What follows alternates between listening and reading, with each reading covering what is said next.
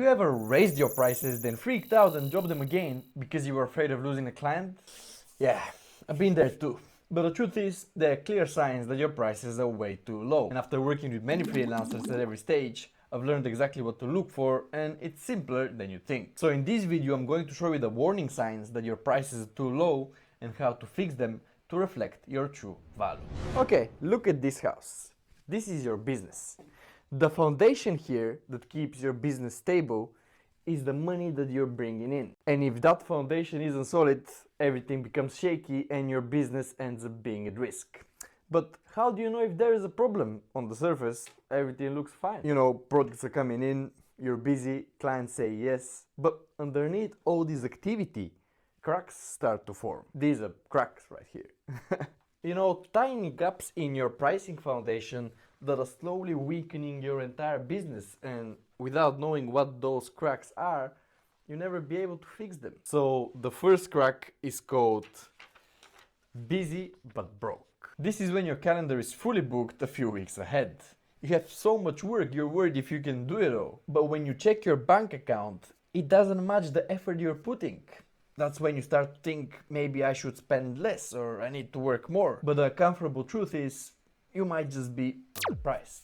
If you're booked weeks in advance and still worry about money, that's a warning sign that your prices are way too low. Because when you're overbooked, you're missing out on higher paying clients because you're too busy with people who pay you less, even though they'll likely pay you more if you just ask for it.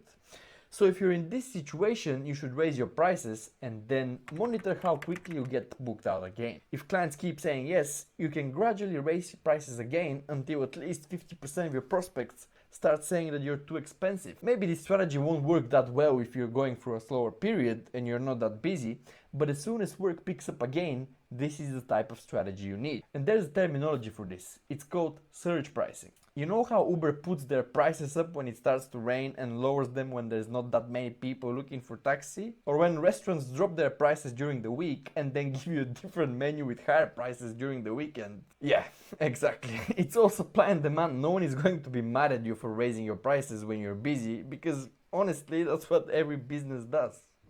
The next crack is called the instant yes. You know when you send a quote to a client and they immediately go, "Sounds great, let's go, when do we start?"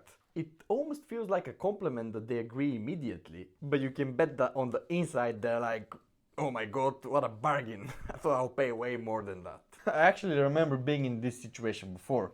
A client wanted to know what my fee is to file self-assessment, and I was so eager to work with him because I was following his work on LinkedIn and I really admired what he was doing, so I quoted such a low price. They actually made him feel uncomfortable, so he insisted on paying me more. And even then I turned down his offer a few times before finally accepting more.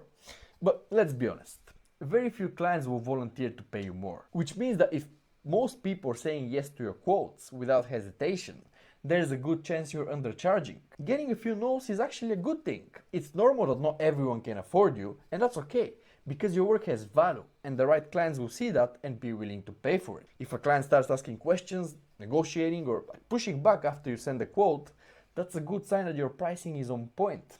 But then if you really want to work with someone who has smaller budget, try changing what you offer instead of lowering your price by making the project smaller or break it into parts. And then if they really want to work with you, they'll figure out a way to meet you in the middle, because the price should feel fair for both sides. Instant yeses get you some business in the short term, but in the long term they lead to resentment, burnout, and a client base that sees you as cheap before they ever see you as good. And the final crack is called the price freeze. Imagine you have a job where you never get a raise, regardless of how much better you get. You'd quit, right? But as a freelancer, you've somehow convinced yourself that this is the right thing to do. You stay at the same rate for years, regardless of the fact that now you're faster, more reliable, you make fewer mistakes, deliver better results, and clients are happier than ever. But your price is exactly where it was last year, or even worse, the same as when you first started. Every April I get a letter from my internet provider, my water provider, council, that they're raising their prices for one reason or another. And if they're doing it, it only makes sense that you should too, because if you don't, your income starts shrinking without you even noticing.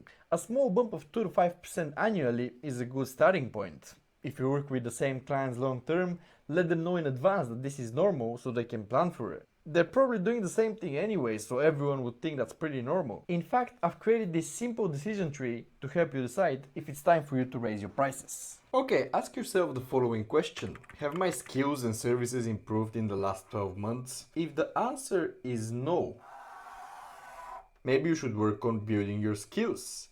But if the answer is yes, then we continue with the next question, which is, do my clients say yes immediately? And then again, if the answer is no, maybe you should work on adding more value so you can increase your rates. But if the answer is yes, then we go to the final question, which is, am I fully booked 2 to 4 weeks in advance? And then finally, if the answer is no, maybe you should focus on building your demand and try to increase the prices between 2 to 5%, because at the end of the day, you have achieved a lot of the indicators that we discussed before. But if the answer is yes, it's time to raise your prices by at least 10 to 15%.